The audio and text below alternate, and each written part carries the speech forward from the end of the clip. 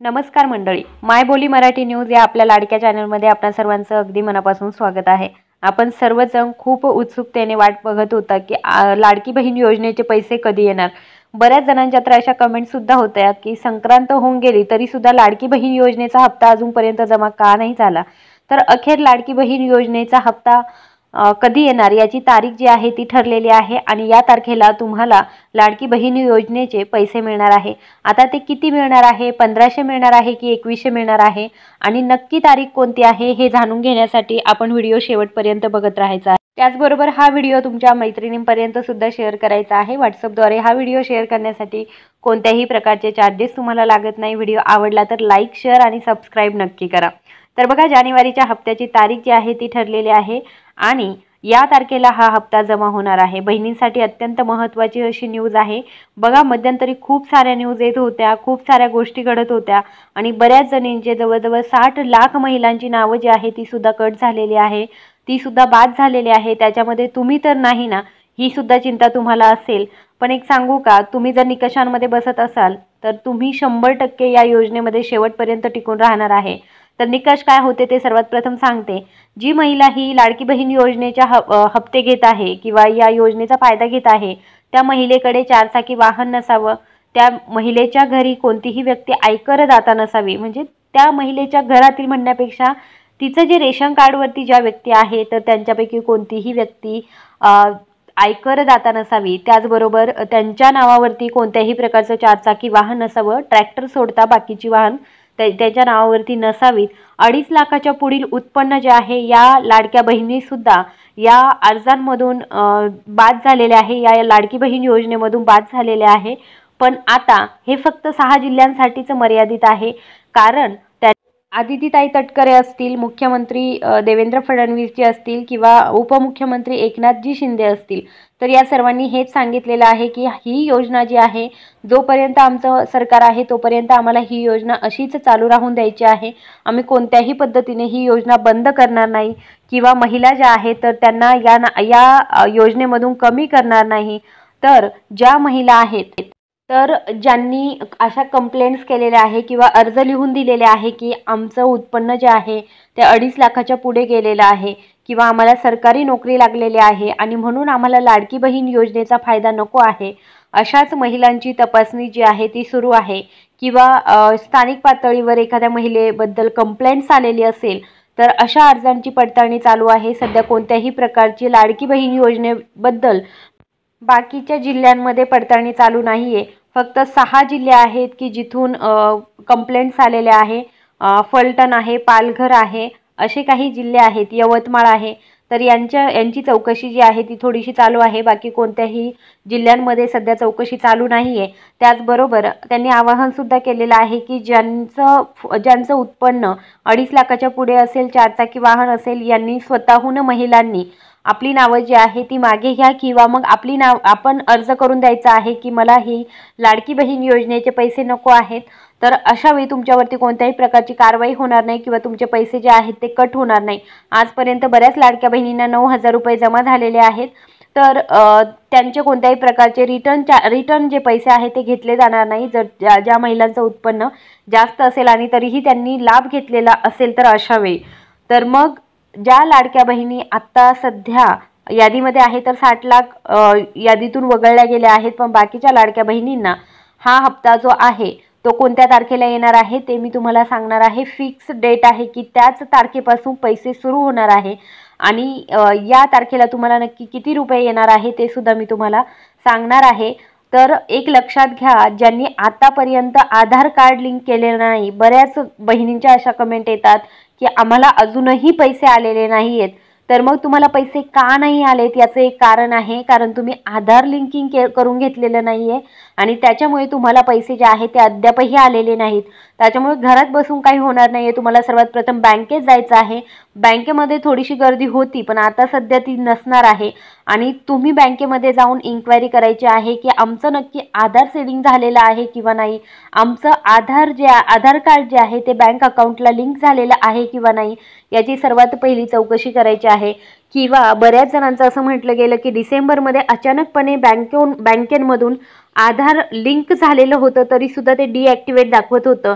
तर अशा महिलांना नोव्हेंबरपर्यंतचे पैसे जे आहेत ते मिळालेले आहे, म्हणजे 7,500 रुपये मिळालेले आहे. डिसेंबरचे 1,500 रुपये जे आहेत तर ते काही महिलांना मिळालेले नाही. तर त्यांनीसुद्धा बँकेमध्ये जायचं आहे आणि आपलं ज्यांना डिसेंबरचा हप्ता मिळालेला नसेल तर त्यांनीसुद्धा ते ॲक्टिव्ह करून घ्या, कारण तुम्हाला आता जानेवारीचा हप्तासुद्धा येणार आहे. आणि जानेवारीचा हप्ता कधी येणार आहे याची तारीख ऐकण्याची उत्सुकता प्रत्येकालाच आहे. तर बघा, जानेवारीचा जो हप्ता आहे तर तो आपल्याला 26 जानेवारीच्या अगोदर येणार आहे, कारण 26 जानेवारी जी आहे तर ती डेडलाईन आहे आणि 26 जानेवारीच्या अगोदर सर्व लाडक्या बहिणींना पैसे येणार आहे. जर 26 जानेवारीपर्यंत सर्व लाडक्या बहिणींचे पैसे पाठवायचे म्हटलं तर साधारणतः 23, 24, 25 आणि 26 या कालावधीमध्ये आपले पैसे जे आहेत, लाडकी बहीण योजनेचा निधी जो आहे तो जमा होणार आहे. म्हणजे तुम्ही असं समजून चला की तुम्हाला 24 ते 26च्या दरम्यान तुम्हाला कधीही तुमच्या अकाउंटमध्ये लाडकी बहीण योजनेचे पैसे जे आहेत ते जमा होऊ शकतात. आता पुढचा प्रश्न की लाडकी बहीण योजनेचे हे पैसे आहेत तर ते आम्हाला नक्की किती येणार, 1,500 येणार किंवा मग 2,100 येणार, असा सुद्धा तुम्हाला प्रश्न असेल. तर बघा, लाडकी बहीण योजनेचे आत्ताचे जे पैसे आहेत ते आपल्याला फक्त 1,500 रुपये येणार आहे. पुढचे अजून 2 महिने जानेवारी, फेब्रुवारी आणि मार्च या 3 महिन्यांमध्ये आपल्याला 3 महिन्यांचा निधी जो आहे तो 1,500 रुपयांनी येणार आहे. आणि त्याच्यानंतर एप्रिलपासून आपलं अर्थसंकल्प जेव्हा निघतो तर त्याच्यानंतर त्याच्यामध्ये तशी तडजोड करून आपले पैसे जे आहेत ते 2,100 रुपये येणार आहे. म्हणजे महिलांसाठी अजून एक आनंदाची बातमी आहे. जानेवारी, फेब्रुवारी, मार्च या 3 महिन्यांमध्ये 1,500, 1,500, 1,500 येणार आहे आणि एप्रिल महिन्यापासून आपल्याला आपलं सरकार 2,100 रुपये द्यायला सुरुवात करणार आहे. त्याच्यामुळे बहिणींसाठी खूप महत्त्वाची अशी न्यूज जी आहे तर ती मिळालेली आहे आणि त्या न्यूजचा नक्कीच तुम्ही फायदा घ्याल. ही न्यूज नक्कीच तुम्ही जास्तीत जास्त महिला वर्गापर्यंत शेअर देखील कराल. तुमची डेट जी आहे, आता डेडलाईन 26 जानेवारीची आहे म्हटल्यानंतर आपल्याला पैसे जे आहे ते 24 तारखेपासून किंवा 23 तारखेपासून सुरू होऊ शकतात. आणि मध्ये जर शनिवार, रविवार अशा तारखा येत असतील, शनिवार, रविवार येत असेल तर या दिवसांमध्ये पैसे येणार नाही आणि म्हणून कदाचित त्याच्या अगोदरसुद्धा हे पैसे जे आहेत ते आपल्याला दिले जाऊ शकतात. पण आय थिंक रविवारच्याच दिवशी 26 जानेवारी आलेली आहे, म्हणून आपल्याला पैसे जे आहे ते 23 तारखेपासून 23, 24, 25 अशा डेटलाच आपल्याला पैसे जे आहे ते येऊन जातील.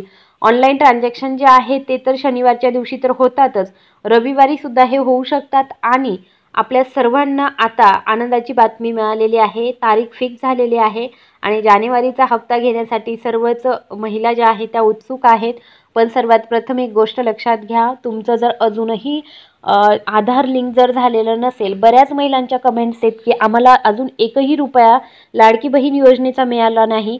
तर मी त्या सर्व लाडक्या बहिणींना, सर्व ताईंना रिक्वेस्ट करते, तुम्ही एकदा बँकेत जाऊन चेक करा.